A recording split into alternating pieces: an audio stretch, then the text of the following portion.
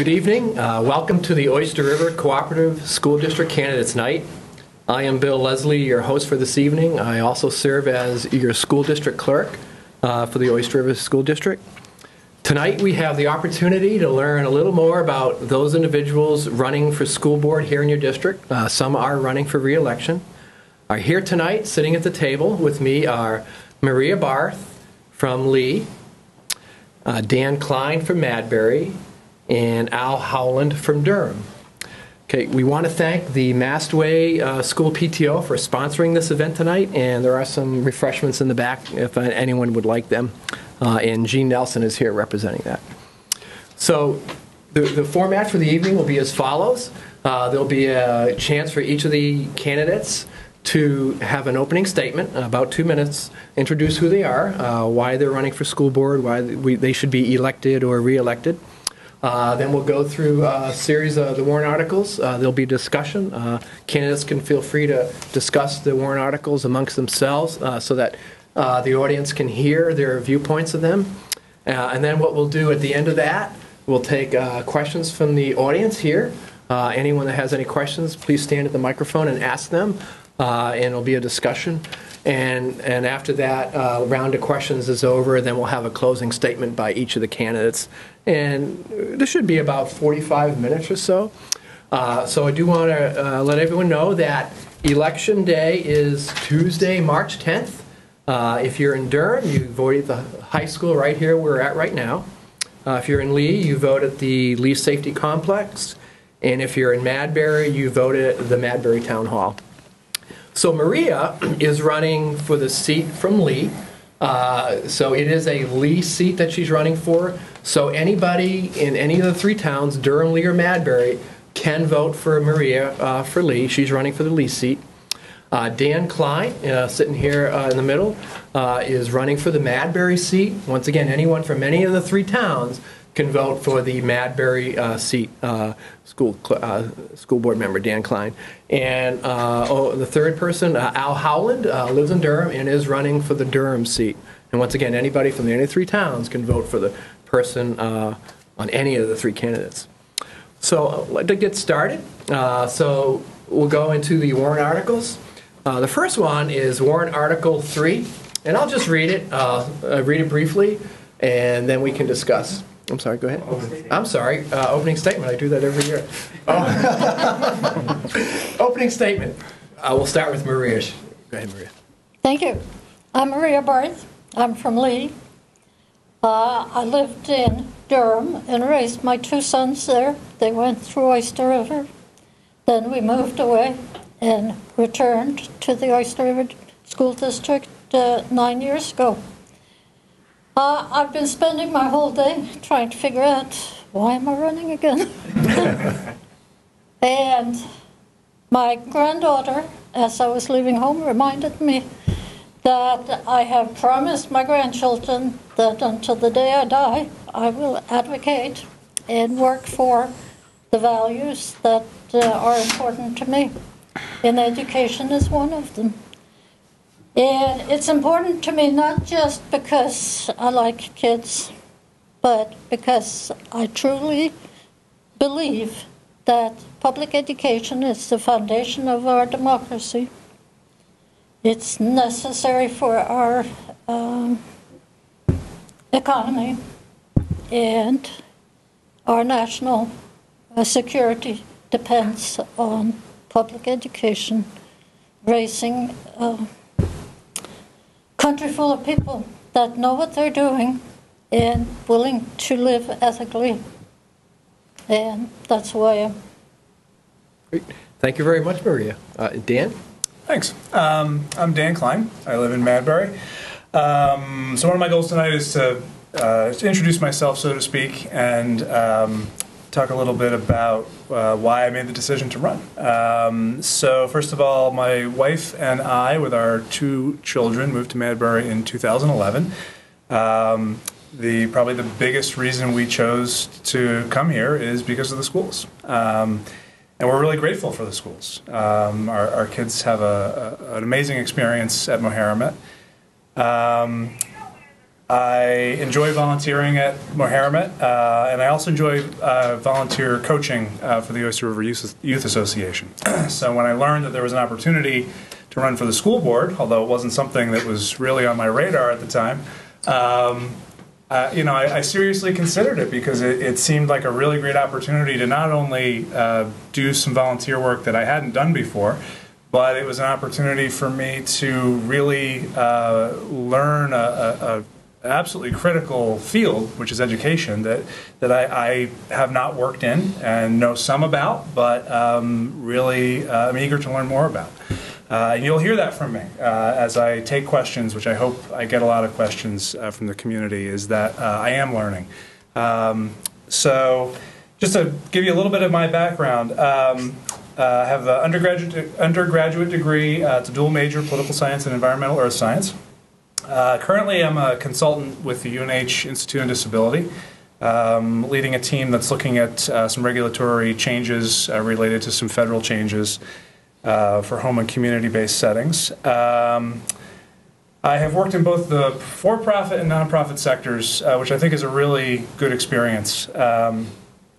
Most of my experience, especially recently over the past decade or so, has been in healthcare and long-term care specifically, so nursing home and assisted living care.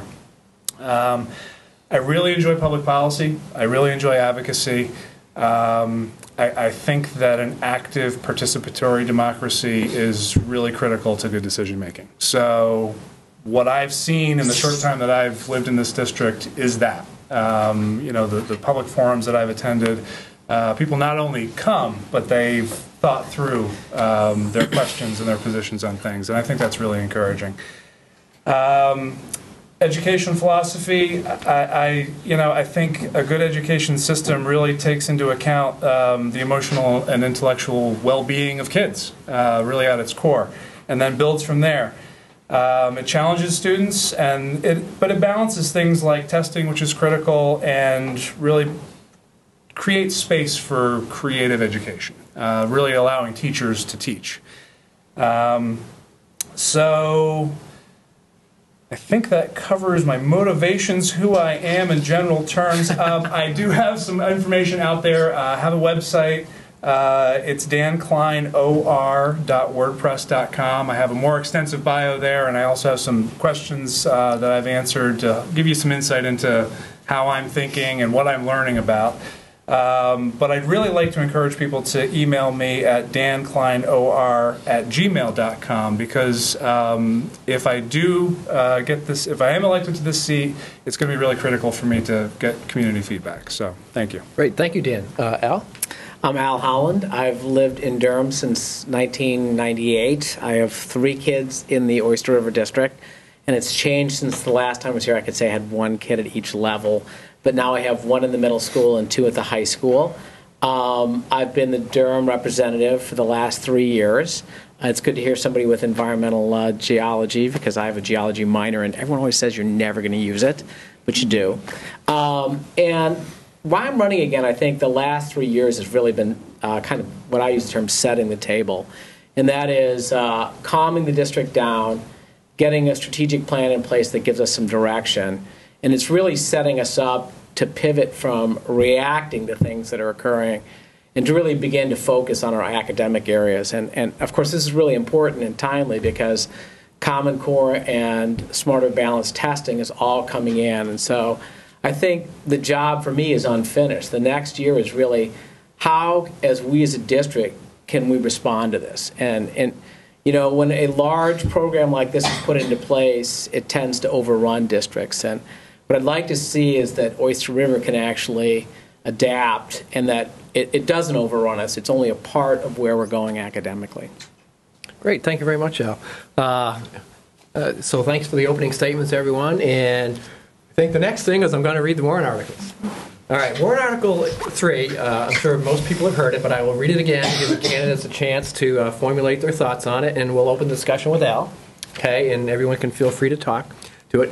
Article 3, shall the district raise and appropriate the sum of $2 million for the renovation and construction of athletic fields and a track at Oyster River High School, and to authorize the issuance of not more than $1,700,000 of bonds or notes to be paid over a 10-year period in accordance with the provisions of the Municipal Finance Act, RSA Chapter 33, and to authorize the school board to issue and negotiate such bonds or notes, and in addition, to raise and appropriate the sum of $36,833 for the first year's principal and interest payment on the bonds or notes, and $300,000 to come from an expendable trust fund for this purpose.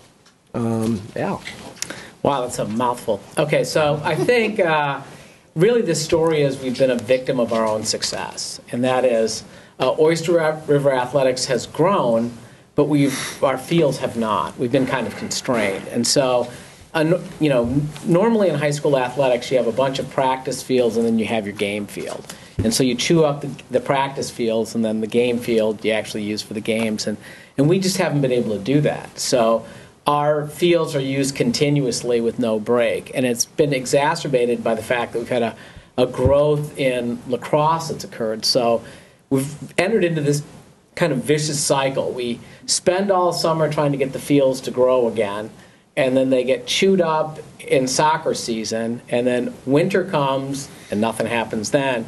And the minute the snow has melted, we immediately then put kids back on it. So the fields are in a continuous cycle of deterioration, and then have a short little break where we try to get it back as best as possible.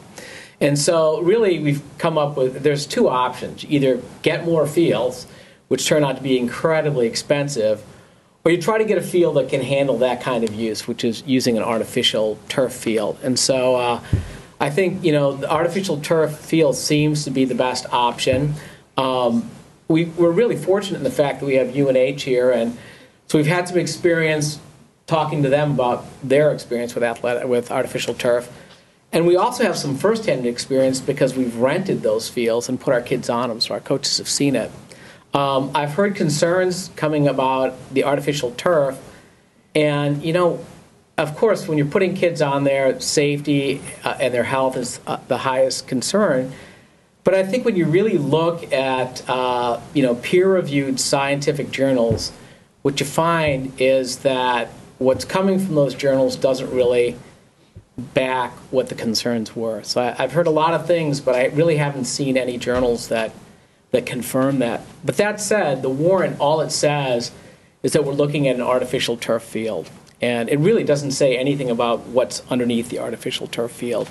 And there are, with technology, there's a variety of products out there. And so there's an opportunity to get bids on all of them. And I would assume that, the criteria would be the best for health for the kids, that it actually is really durable and it's going to hold up because it costs money. And then the third is that it's affordable and it can meet the cost of our warrant. Thank you. Dan or Maria, comment on that? I'll go. So this is a great example of something I'm learning more about.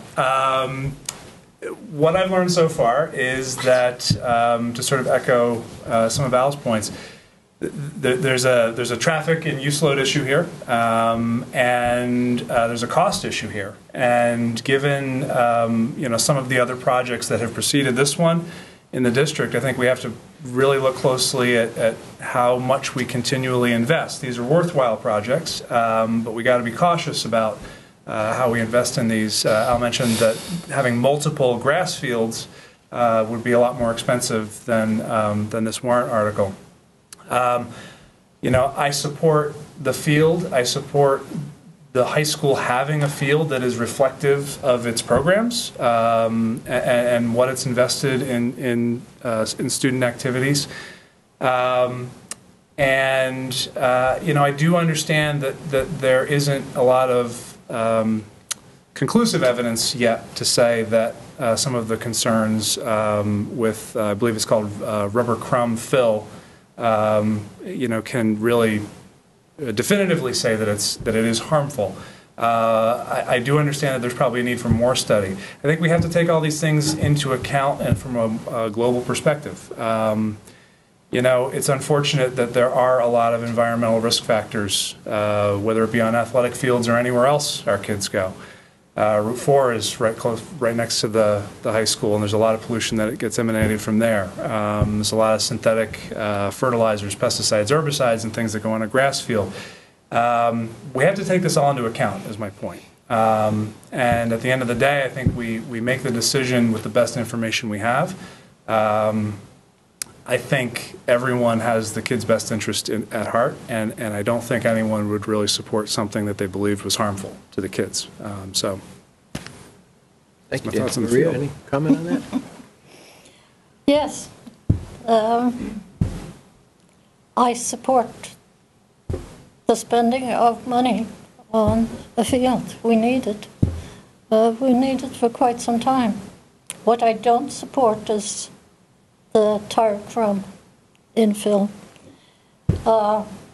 Italy, Sweden, and Norway have banned tire crumb infill. The EPA has recently withdrawn its statement that used to say that it was safe. Now they've withdrawn it and said more study needs to be done. And as I told you before, I promised my grandchildren that I would advocate for my values, and my values, but the one most important next to education is the environment. And as Dan pointed out, we already have pollutions from Route 4 and what have you. I would not support adding more.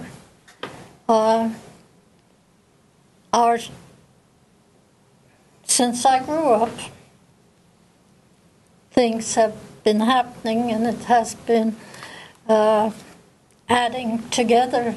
There are studies on one little piece and one little piece, but there are very few studies on their interaction. I grew up when DDT first came out, and it smelled wonderful. I liked DDT. That was banned. That my husband was in the Army during the Vietnam War, and Agent Orange was a great thing for us to win that war. We're still dealing with those issues. My children were born when thalidomide was the drug of choice, especially within the military, for pregnant women to calm down. There was a generation of badly hurt children. I want to be sure before I support tire crumbs.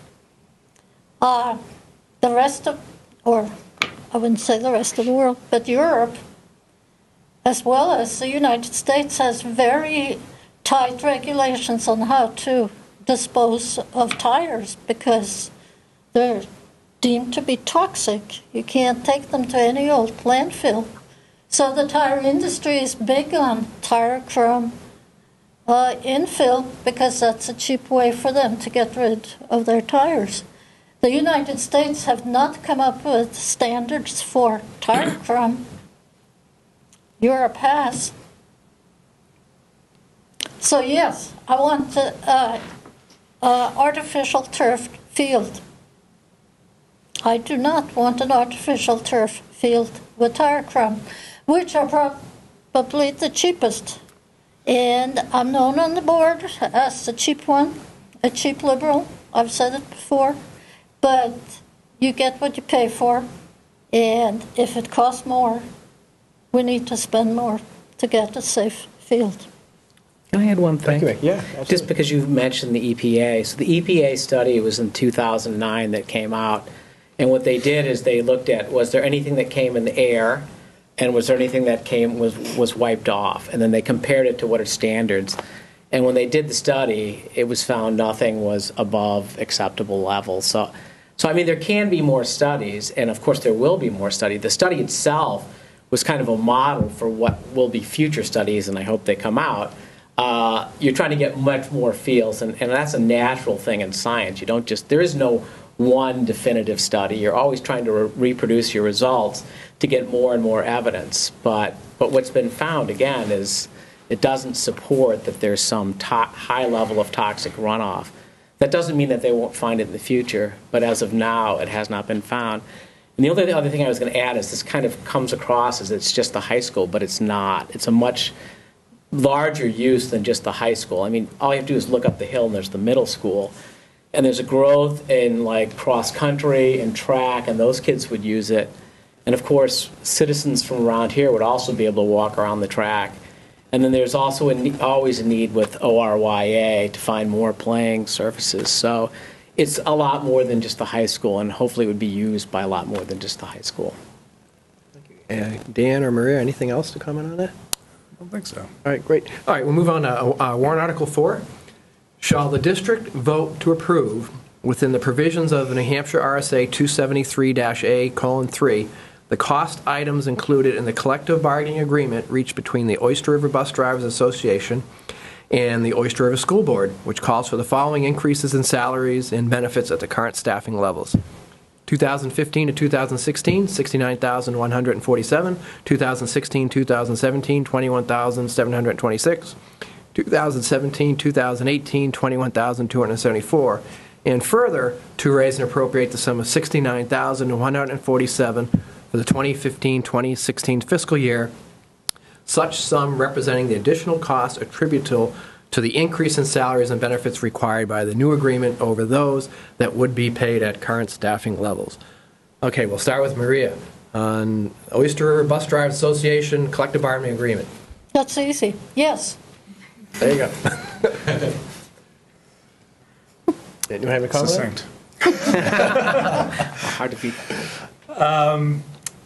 Yeah, so from what I understand, and I don't have intimate knowledge of the negotiation, first of all, our bus drivers, especially for our youngest kids, you know, I distinctly remember, because it wasn't that long ago, my kids going off to their first day of kindergarten. You know, having Janet, our bus driver, as the person who took that child in that transition, it's, you know, you can't measure it. It's just really invaluable.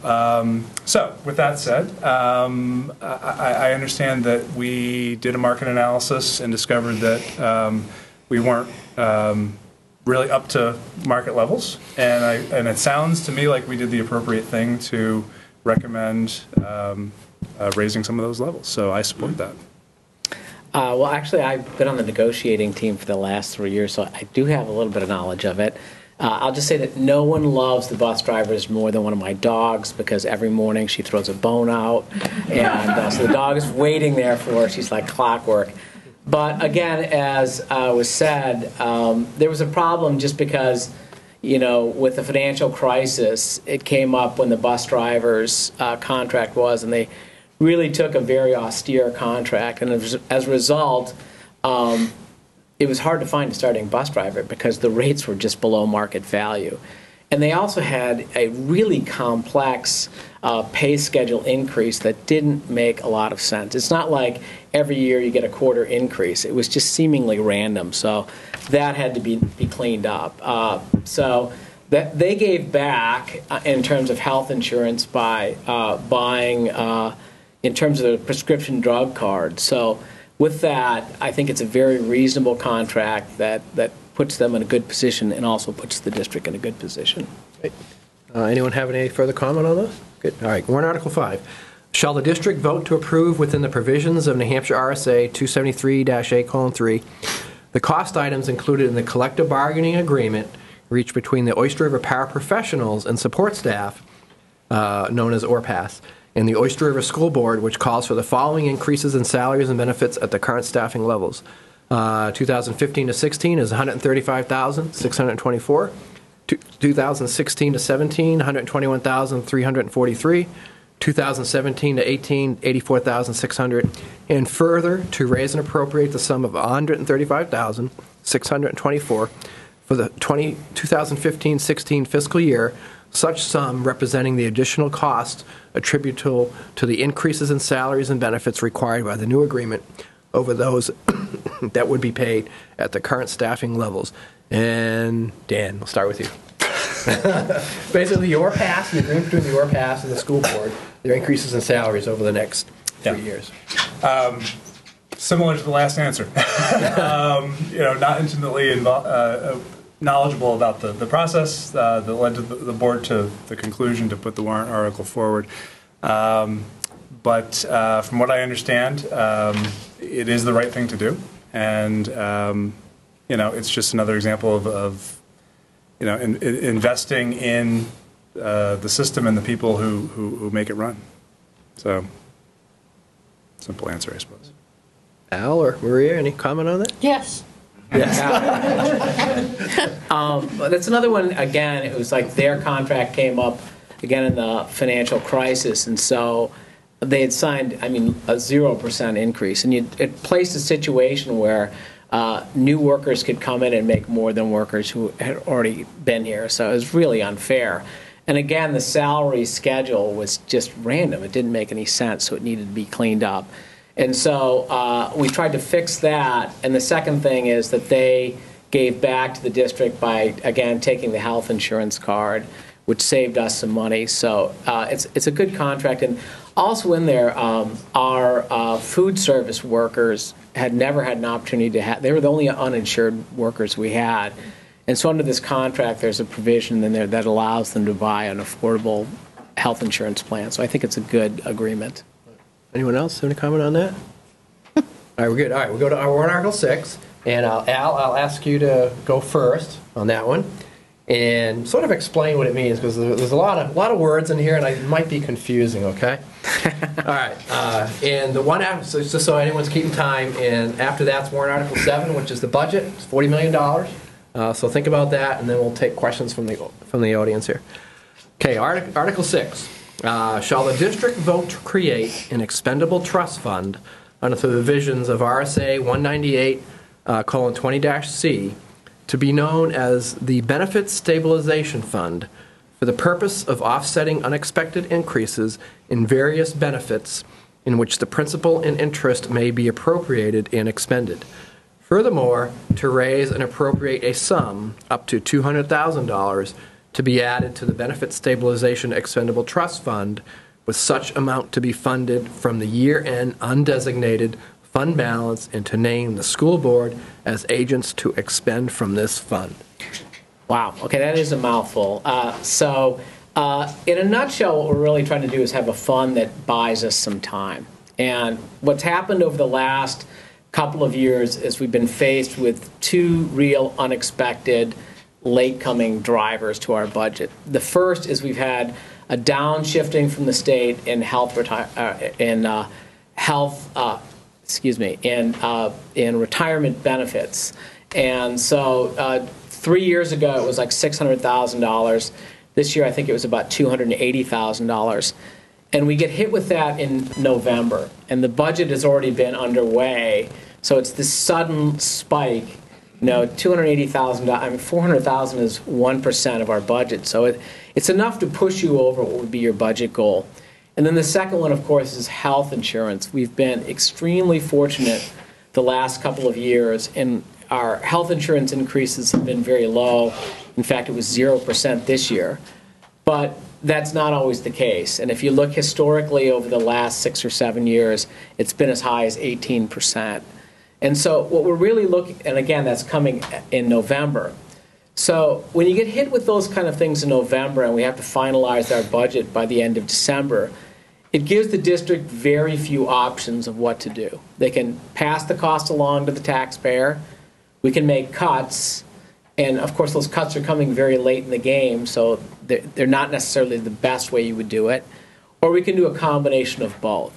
And so by putting this fund in, what we're really trying to do is, in the first year, cushion the blow. And that gives us, in the second year, an opportunity for 1 year to try to think about what we're going to do that's the best way to handle it. How can you ramp up to handle these costs? And so that's what the fund really is. I mean, you could return the money to the taxpayers, so it does have a tax impact. But the real question is that small amount that you give back to the taxpayer now better served by having a fund that provides you some time to do what is educationally best? Yes. Weird. I support this wholeheartedly because I've served on the school board for 11 years in Maine, and we were hit year after year, I think, by health insurance in the state. And of course, the state of Maine even has an income tax, so they have a little more money, but they didn't send it our way. And that makes it extremely hard. And New Hampshire is even worse because of the time frame. We had until June 15th to finalize our budget, which gave the state time to tell us the bad news before we actually had to make the final decisions. But here, it comes almost after we have done everything. And not to, well, I know in my own home, I have pots of gold, so to speak, in case the car breaks down, in case the boiler goes, or whatever. And it just makes sense. Now, if I was a really clever investor, I guess I would rather hang on to my $100 and turn it into $500, but I'm not that clever, so I'd rather have it where I know I can use it in an emergency. So I support this. So just as a general budget management practice, whether you're running a public institution, a private institution, a nonprofit, what have you, you have to always be forward-thinking and find ways to buffer against unexpected cost increases, as you've both described. So I voted for this warrant article at the deliberative session because that's what I ultimately concluded was that that's what the board had done here. With that said, I think we have to always take very seriously our obligation to the taxpayers, and when there are opportunities to reduce tax burden, you know, it needs to be a priority in our thinking. As Al said, with the relatively small amount here, the ability to impact have beneficial impact to the taxpayers was somewhat minimal. So I don't think it's a given that this is the right thing to do, but in this case, it did seem, especially given some of the timing, that it did benefit the district. Anyone else have any comments on that? All right, the last warrant article is we'll talk about the budget. I'm only going to read the first piece of it. I'm not going to talk about Fund 10, Fund 22. Not going to do all that. All right. Shall the district raise and appropriate as an operating budget, not including appropriations by special warrant article and other appropriations voted separately, the amount set forth in the budget posted on the warrant, or as amended by vote of the first session for the purposes set forth therein totaling $40,759,297. So, question, throw it out there to any one of the candidates to open it. $40 million. It seems like we've crossed the threshold here. Is it sustainable? We all want quality education for the kids. Where's the money come from? Open it up. I can take that. I'll take it.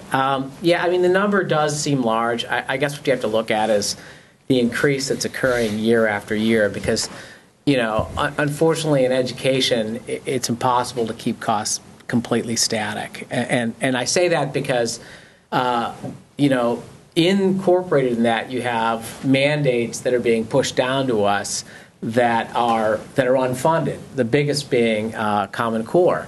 So we don't have really any, the only way we have to adapt would be to like cut programs or cut staff and increase class sizes. There's no way to become more efficient like if you made cars somehow. So we can't robotize ourselves with that. So our costs are going to grow. The real thing is the trick is trying to contain our costs.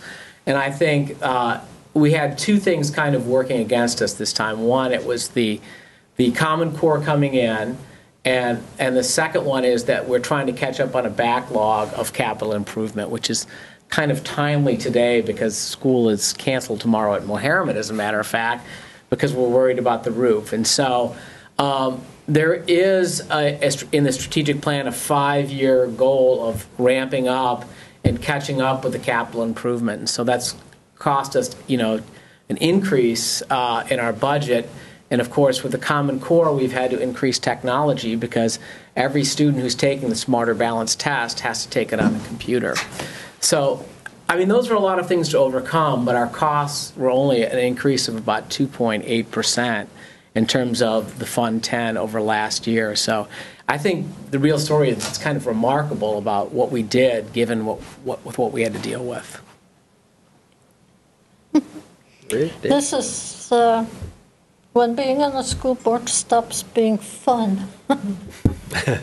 I went to my first deliberative session 3 years ago when I first ran for my first term. And I happened to walk out with a woman. I don't know her. I wouldn't recognize it if I saw her. And she was muttering, "Oh, they've raised my taxes again." And I said something stupid like, "Oh, but it's a good investment for the future," which is what I believe. But she said, if you can't pay your bills, it's hard to invest in anything. And so where it stops being fun is to try to balance the needs of an educational system. And I think in Lee, 40 foreclosures, I was told. Those people that cannot afford the taxes anymore. Obviously, Lee, and I represent Lee, is getting the highest increase in the taxes because of what we do. So it's extremely hard balancing act. And yes, a million here and a million there, and you're talking real money after a while. So, do I think we have frivolous stuff? No, but do I think that Oyster River students are lucky students? Yes. So, we are. And I hope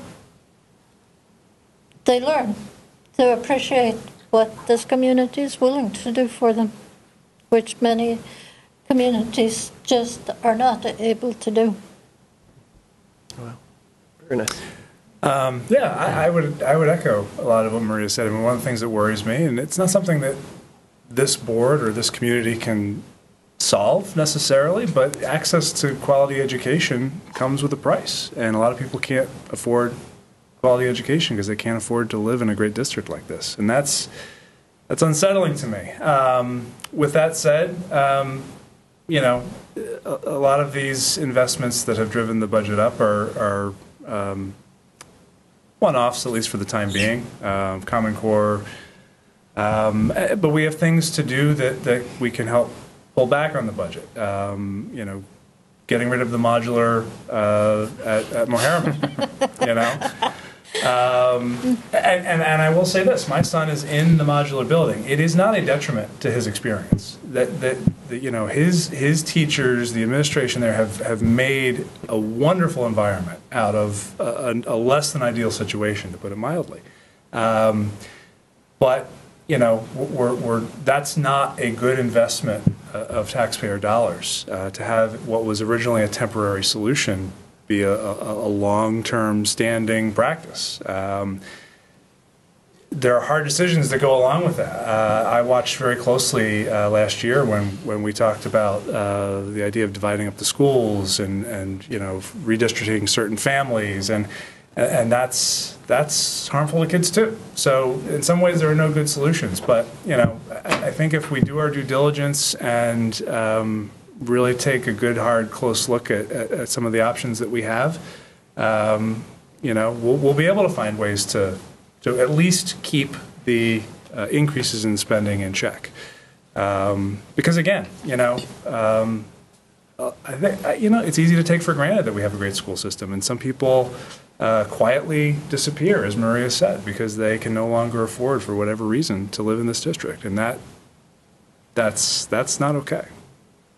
I would just add one thing to that. It's like, it really, it's I mean, to the taxpayers, our obligation is to really make sure, I mean, they have been amazingly generous historically to us. And so it's our obligation to use their money wisely and to be efficient with their money. It really is. So when we look at our programs and we look at things, we have to be very, very careful to make sure that that's the case.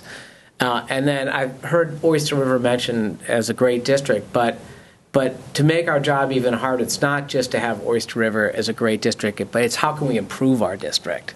We can't remain static, so it's even harder a goal. So to try to live within that is a really difficult balancing act, and that does mean that you can't do everything all at once. It takes some planning, and it's a, you know, when we say we're deliberative, we're kind of slow. It takes time to be able to implement everything. So I would hope that we're doing a good job balancing both.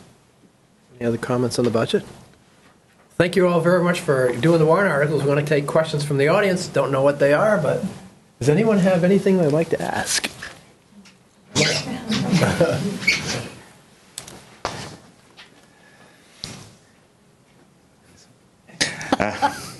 We just have to know where the camera is. Hi, I'm Dean Rubine from Lee. I have lots of questions, but I'm going to ask this one. The district seems to have some unwritten staffing policy, such as always hiring the best person regardless of cost, and a recommended high school minimum class size of 18. As staffing is our largest cost, these greatly impact the budget. Do you agree with these policies, and do you think the board should make such policies explicit? You want to start? I'll start. So first, I would want to know, is it actual policy or is it practice? Unwritten. So if it's unwritten, I would say it's practice. And, you know, I guess in general terms, you know, in terms of hiring, the most tenured or highest paid candidate is not necessarily the best candidate. I think with any organization you have to sort of look globally at your staff and have a succession planning kind of mindset where you're infusing new people with, you know, recent education experience, of a high degree of intelligence, but also enthusiasm, with the senior experienced staff. And I'm not sure what that right mix is, but I think you have to strive for some balance in that regard, and that's a way of sort of tamping down costs and sort of building for the future. One of the things that impresses me the most about this district is we don't, at least now, we don't see a lot of turnover, and that's I find that very reassuring as a parent, to know that the same people are educating our kids year after year and learning year after year and building on that experience. So, you know, is it a policy? No. Is it a practice? Perhaps. And do we need to be more explicit in terms of formulating policies in that regard? Maybe we do. Comment?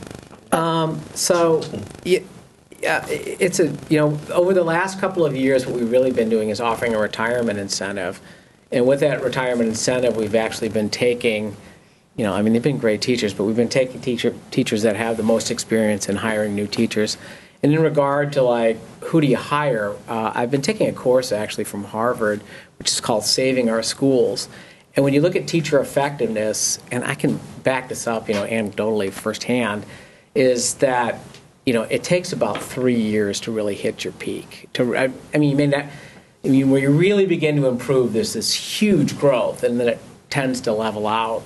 And so when you're hiring, you know, it's great to get somebody who has at least that experience, because you're really looking for the most effective person to come in. And I can back that up. It's the difference between when you're standing in front of a classroom and your mind is really thinking about the lesson that you're teaching, versus standing in front of a classroom and while you're talking about that looking at what's going on in your classroom and taking the clues from your student and adapting to it. So I think, that really, the hallmark of us being great is how great our instruction actually is. So to skimp on that only hurts our school. The class size thing, let me tell you, one thing I've learned respect for is how extraordinarily difficult it is to staff the high school with a large elective system. It is really complex. And so, there are some classes like pottery and such that cannot accommodate that many kids. But if I've said before, if you start to take the core curriculum of our school, like math, science, and begin to look at class size, it really has moved up to about 18. And so what we've been doing is, if you take and you have a budget goal where you're trying to hold slightly above the rate of inflation, and you work that with your class size policy, you're creating a downward pressure, and you begin to examine all of your classes. And so I think it's worked. If you look at our class sizes, we've moved more towards the 18.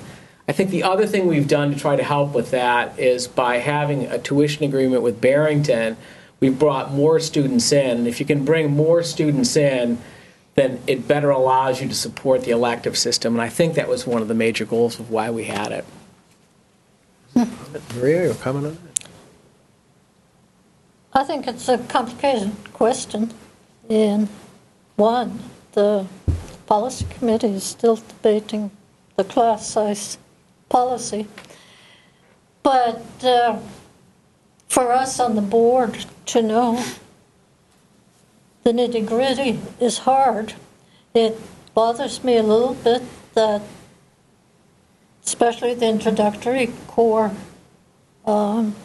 classes are the biggest. They push towards the 22, whereas they maybe would be better off if they were on the lower side. But to balance it all is very difficult. And to get back to the teacher hiring the best, yeah, I want the best, which does not always mean the most experienced. This district does not have the same policy as my previous district, which had a policy of only hiring people with the master's degree. So that got more expensive right there. Superintendent is convincing me that degree is not necessarily what makes the best quality. To get back to Dan's statement of getting somebody that's really enthusiastic and can share that enthusiasm is probably a very valuable asset to have. So I'm sure Dean is not happy with our answers.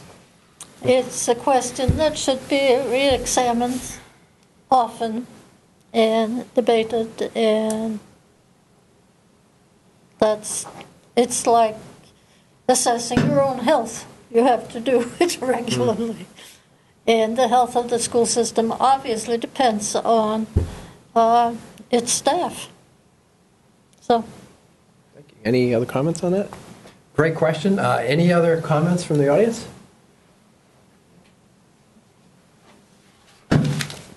I do have one. I got one we're going to read. And is there anyone else out there? 'Cause I'm just looking at the time and that has a question. What's going on? Okay, we have one more. Two? Oh, we have two. You go first. Okay. Don't be shy. Hi, Rob Sullivan. I live in Durham, and I was obviously there's a lot of things that you invest in the community, and I'm curious what you think when we enhance the athletic fields, if we decide to do that as a district. How might that spill over into the rest of the town, and how might it spill into the curriculum as far as enhancing what we already do in the schools? So muddy fields that you can't use, will this actually improve the academic experience and also the community experience where people come to the school because it's a place to be? You want to? So, I always say to people who, that when they have kids, because when they have kids come to the high school, there's always concern about this transition that you're going to a new school. And, I go from my kids' experience. Joining a sport at Oyster River is a tremendous way to bridge your experience, to come into the high school. It introduces the kid. They come in early, first of all, so they get to find their way around the school.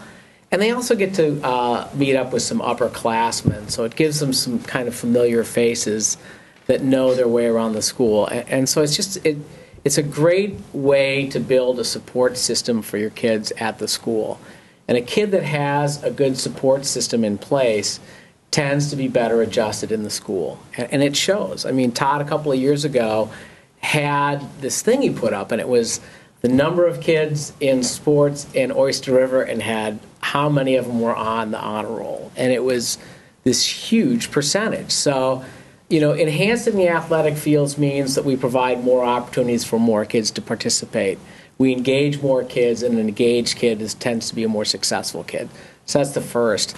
The second is there's just a real need. I mean, again, with ORYA or any number of different programs, we can't really use those fields after the spring sports are done. That's it. We have to close the fields and pray that the grass grows as best possible because we're going to need them in the fall again. So when you allow for that to be used all year round, you're increasing the opportunities for ORYA.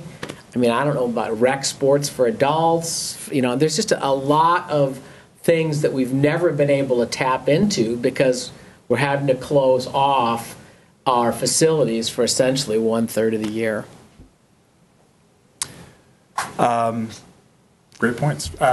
So as someone who coaches sports and has kids who do sports, I can't say enough about how that experience complements their overall development. To see kids learn the importance of, the words that they choose when things don't go well on a athletic field and how that impacts the outcome of the next thing that happens in that game. Those are life lessons that can be learned elsewhere, but are really effective on in my case, a baseball field, but, on any field. So, the other thing is, to maybe build on Al's point, so many of the best community experiences that we've had as a family have occurred at Moharriman. And on the fields that our kids play athletics on. To have an opportunity to invest in improving the fields at the high school, I think will make that experience better for the families whose kids are in high school. And not only those families, but we were talking earlier about how people from the community tend to, walk on a high school track. It tends to be an area of congregation. So I think those are enhancements that are really beneficial. What were the words? What are the words that your children? Well, we're going to have to wait for the cameras to be off. All right. Well, I support sports. The original boards for the Jackson Landing hockey rink were built in my driveway many years ago. And it certainly has grown, and it got wonderful opportunities to get the UNH artificial ice instead of my husband dragging a boat trailer with a drum of hot water every night. So yeah, I believe in sports, and especially in a country that's struggling with obesity. If we can get our kids involved in lifelong activities, and I have a grandson who would love to run, and I want to see a good quality, no tire crumb turf field. Great. Thank you. Any other And I comments? think it does spill over to academics and Sure. Come on up. So I'm new to the district from California. This is our second year. So in the spirit of improving the district, many districts in the surrounding area are seriously looking into the health and well-being of the length of sleep. I was wondering about, given the Academy of Associates of the AAP, the recommendations of start times being later, what are your thoughts on this? Great. Who wants to open it? I will open that one. I almost flunked out of school before I dropped out of high school because I was always late. Now I get up at 5, so age does make a difference. I think this has been discussed forever, and it's almost like it needs the lightning rod from above so that everybody does it at the same time, because after school programs, after school sports especially, is hard to coordinate if we start later and go later or whatever. So it's a tricky question, but there's no doubt that teenagers sleep late in the morning. And in my case, didn't get to school on time because my parents didn't care one way or the other. So there you go. Yeah, I see the same, with the number of 2-hour delays that have become commonplace due to the weather. I see it when I go in and knock my junior in high school up every morning, and she's like, it's so much better starting, a little later. So I don't think there's any doubt anymore that the evidence is there that starting later is better. I think we've moved beyond that. It's like, how do we do it is what I want to know. Okay, if you assume that it's good, and I think we all probably can, how do you make it work? So the devil is in the detail. What's the nuts and the bolts? How do the buses work? How does all this do? I mean, somebody build a plan that shows how we can make it work. And I think that's where we should move. It's like, because you can discuss forever why you need to do it, but what you really need to do is how you do it. So I think that's where we're at. Yeah.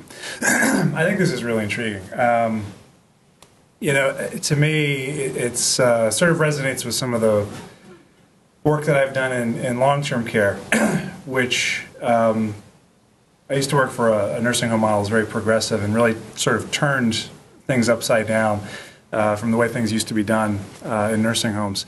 And I guess the point is, just because you've done something for a long time doesn't mean it's the right way forward.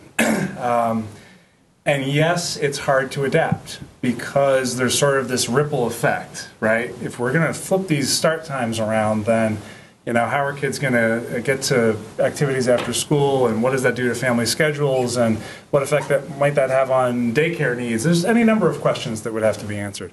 But at the end of the day, assuming this is beneficial, we only get one crack at this, right? These kids go through school once, and if there's a way to substantially enhance their learning experience by better positioning them, sort of meeting them where they are biologically, needing to sleep a little later in the morning, being more receptive to learning when they get to school, we've got to take a serious look at that. So, yeah, I'm really looking forward to learning more about it. Another comment on it? Any other questions from the audience? I'd ask another one. Yeah, I got one. Okay, I'll read this one here, and then we'll take one more, and then probably that's it. Question: alcohol and illicit drug use among students has been a problem for many years. Recently, the trend toward cannabis legalization, increasing opiate use, especially heroin, and the plethora of easily available prescription drugs have been growing concerns. What is the role of the school board in addressing student drug use, and where do you stand on the use of measures like drug-sniffing dogs, locker searchers, backpack searches, etc.? drug use? We're just now working on the policy of searches, so that will come forward to the school board. Personally, I'm against sniffing dogs. But the whole subject of alcohol and drug abuse is one that I've spent a lot of time working with. Actually, I'm tired of my life being controlled by other people's bad habits. I grew up in the drug and alcohol home. I have a daughter who is living on the streets in Las Vegas because of drug and alcohol. Yeah, so it's something that's very close to my heart to try to do something about. I think the criminalization that we have managed to weave into our society in the last decade or so is not effective and is actually detrimental to kids.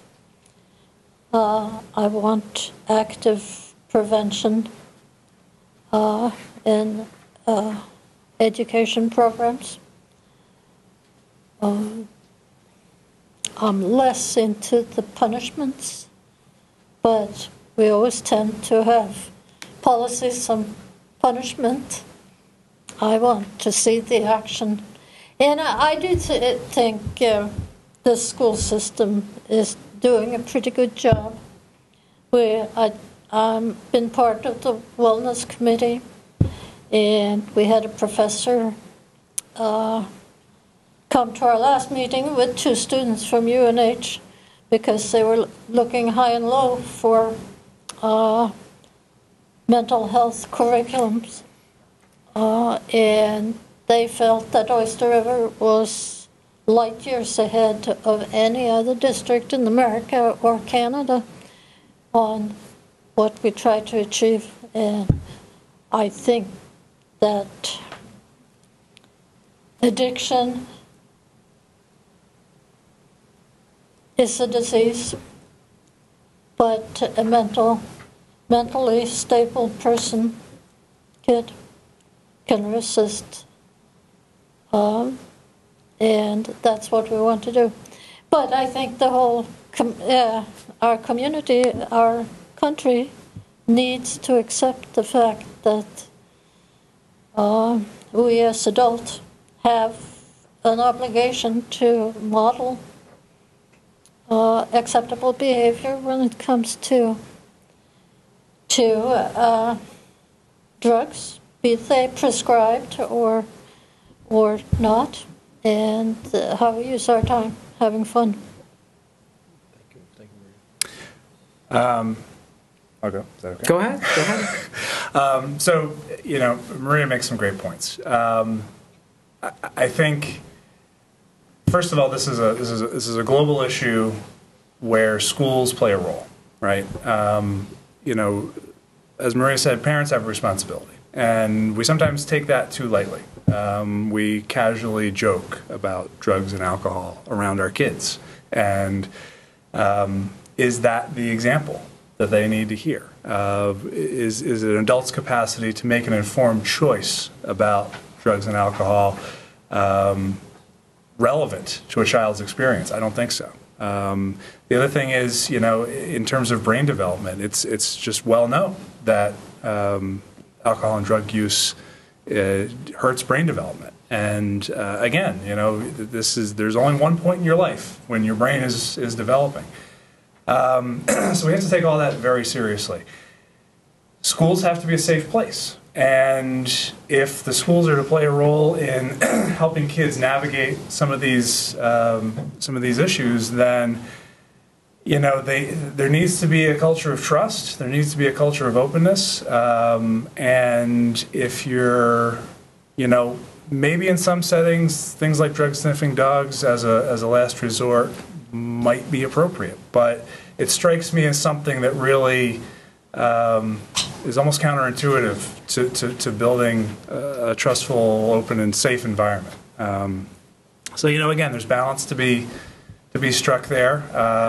I think we have to look to mental health professionals. We have to look to organizations like New Futures and Concord that are really looking to promote access to substance abuse counseling and things like that, and sort of work as a community to address the issue. It's not going to go away, but I think we can do a lot to help kids get through it. Well, I mean, again, it is global. I mean, the drugs and alcohol are outside the school, and that's where they're being brought from into the schools. But, when I think of alcohol and drugs, usually it's a symptom of something else that's been occurring. Someone who's having problems that leads them usually to using alcohol and drugs. And I think one of the starting points really is, how do you identify warning signs when somebody's beginning to disengage? I mean, there are telltale signs, whether it be academically they're having problems, socially they're having problems. Warning signs begin to show, and I think we really need to work on, for parents as well as staff, having a good idea when that's happening. Proactively, that's a time to begin to engage those students before they move to drugs. I think we need to really do a good job explaining to kids legally where they are at when they have drugs or alcohol found here, because there are repercussions that do occur when you're found with them. At some stage, it moves out of Oyster River's hands and it moves into the police department's stage. So I think students need to be very aware what happens when you do this. And I think really an important thing is that when somebody has been found to be using alcohol and drugs, there is no doubt that they're a student at risk. And so we have to have a clear plan of punishment. When I was at Shepherd, I saw kids who were suspended continuously. And eventually they dropped out. We'd lost those students. And so I think we have a real obligation then. The cavalry needs to come in to begin to work on re-engaging those students. So it's a mix of our counseling staff, our administrative staff, and our teaching staff, and the parents. What can we do to really begin to re-engage that student back into Oyster River? And we have a real obligation then to begin to monitor that student. I mean, it's no different than a student, in my mind, who has an IEP. This is like an at-risk IEP that we have for this kid. And so we have an obligation to closely watch that kid and follow them to make sure that they can re-engage and be successful at Oyster River. Any other comments on that? One more question. Anybody? Go ahead. I got one. I'm still Dean Rubine from Lee. We've spent a fair amount of money lately. Mohammed Cafeteria, a new strings program, and maybe even a new field. The next item, big ticket item down the pike, may be all-day kindergarten. And so the question is, where do you stand on that? I think the stand might well be taken out of our hands as the state is moving forward with discussions about all-day kindergarten.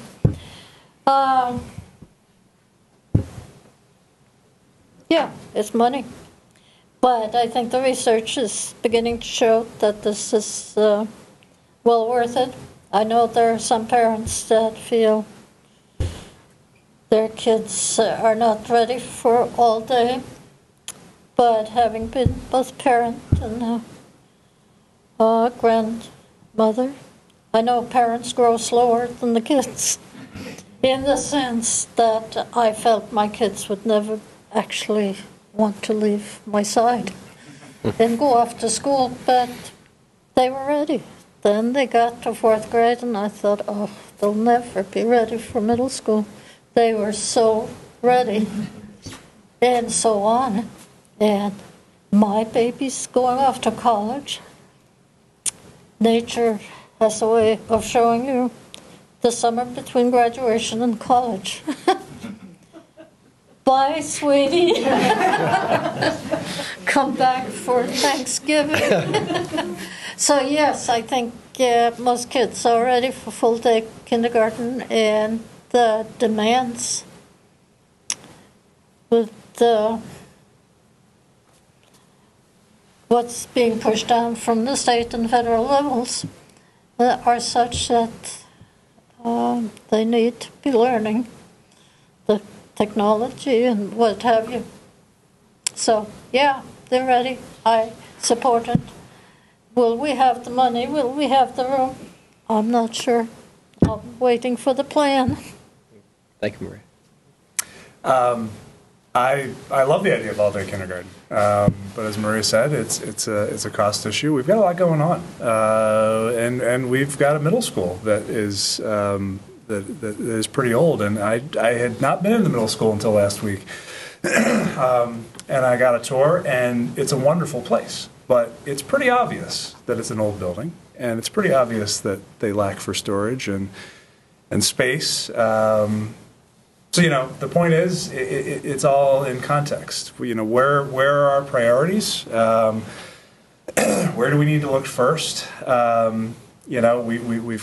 We still have a enrollment disparity between our elementary schools, and that we have to tackle. And how does that factor into our ability to make this happen if in fact we decide to push it forward? I have no answers, I guess. Well, my hope is the decline in enrollment where it's really first hitting is at the elementary schools. So in order to control the cost, I would think is if you can leverage that declining enrollment, that instead of letting a teacher go, we can reallocate the resources to use it for kindergarten. So hopefully that provides us a mechanism to somewhat control the cost of implementing it. But I don't think there's any question educationally that we're well past the time of implementing full-day kindergarten. I mean, when I went to the New Hampshire School Board Association meeting, even the poorest schools and districts in the state of New Hampshire are pushing very, very hard to get all-day K in. So we really need to do it. There are some logistical challenges. It's one of those regrets you have. When I hate to keep going back to removing the elementary schools, but you look at it, and the space is just unequal right now. We have room at Mast Way, we just don't at Mohammed. But again, there's been a committee that's been looking at that, and it's kind of like when we talk about school start times, it's about laying out a plan. And I mean, we're past the point of saying all-day kindergarten is beneficial. It's really about how do we make it happen. And so I think that this spring, hopefully, that will come forward where we really look at a comprehensive play of how do we do it. Thank you.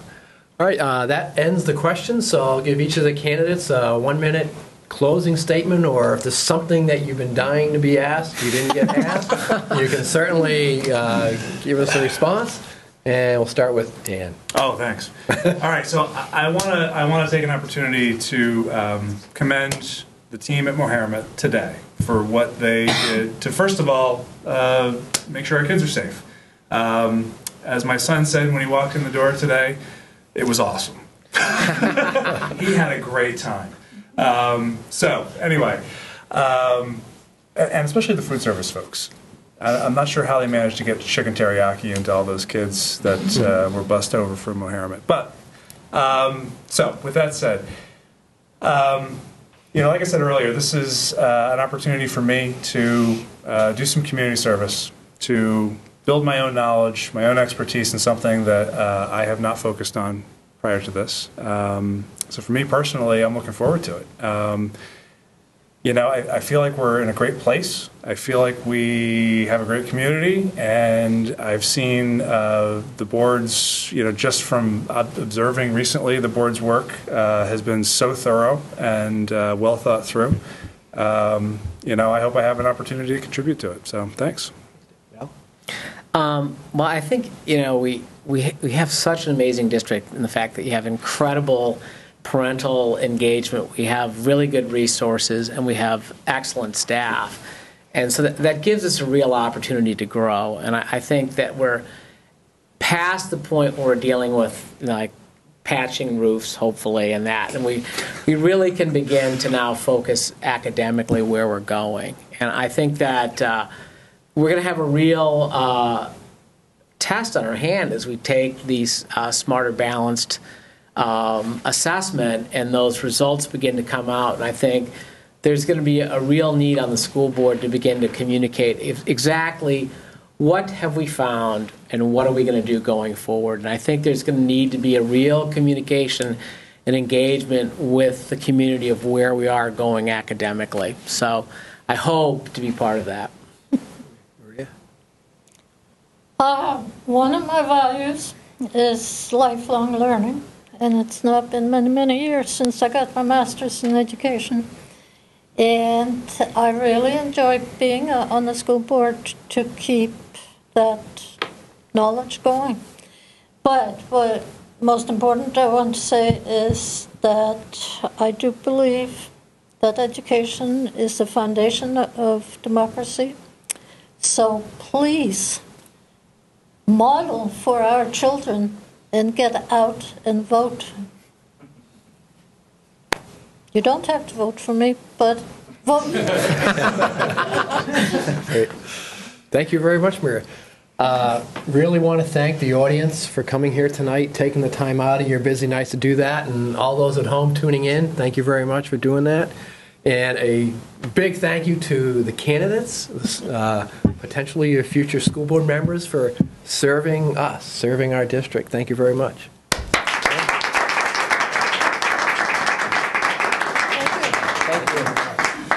Thanks. Thanks. Thanks. Dan? Good job.